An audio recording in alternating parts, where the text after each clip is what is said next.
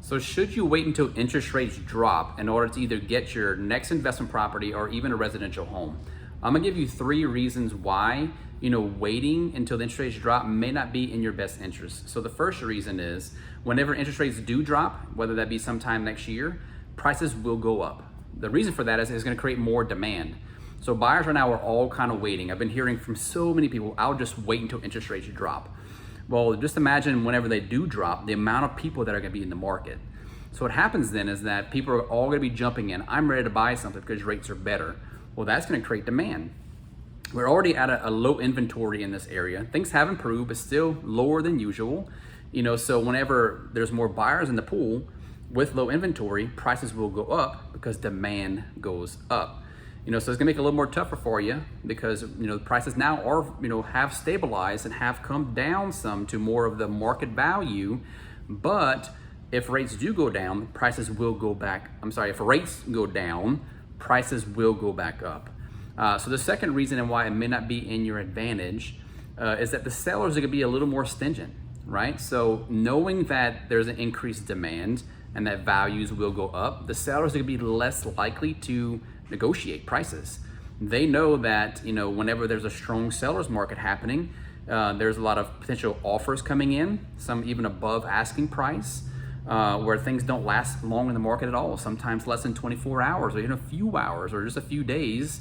And the sellers are gonna know that, right? So they could be less likely to give seller concessions to help you out in any way, even possibly on any repairs, on inspection, because they know that they're gonna get the price that they want because there's a lot of demand in the market, the prices went up, and they won't have to make a whole lot of moves.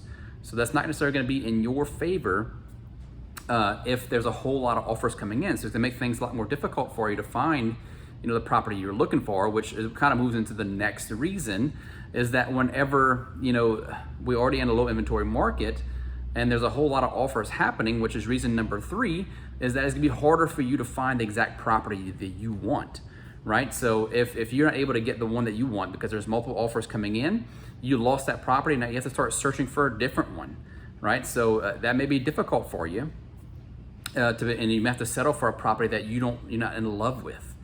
Because things are not lasting long. There's the listings that are coming up aren't able to stay up on the market for very long.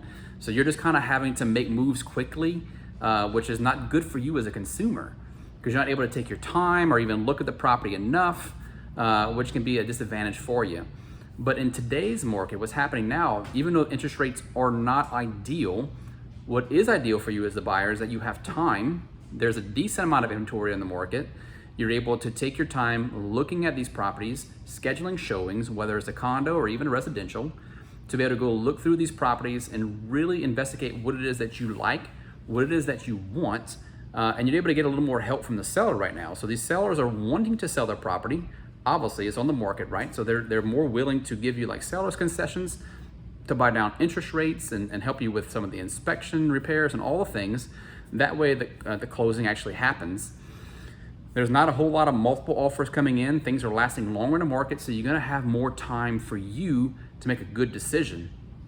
And the beauty behind it is that whenever rates do go down, hopefully, sometime next year or so, you'll be able to refinance and get that better interest rate. So you're able to take your time, get the property that you really wanted, and just kind of hold out for a little while, and then refinance that loan to get that better interest rate and get that better, mortgage payment to where you're, making more money if it's a rental property, or just having, less money to put out if it's a residential home. So I would strongly consider, for you guys to really take a look at today's market because things are gonna be more chaotic when interest rates drop because everybody I've talked to are just waiting for interest rates to drop, okay? But whenever that happens, things will hit the fan. Things are gonna get chaotic and you're gonna be in a chaotic market.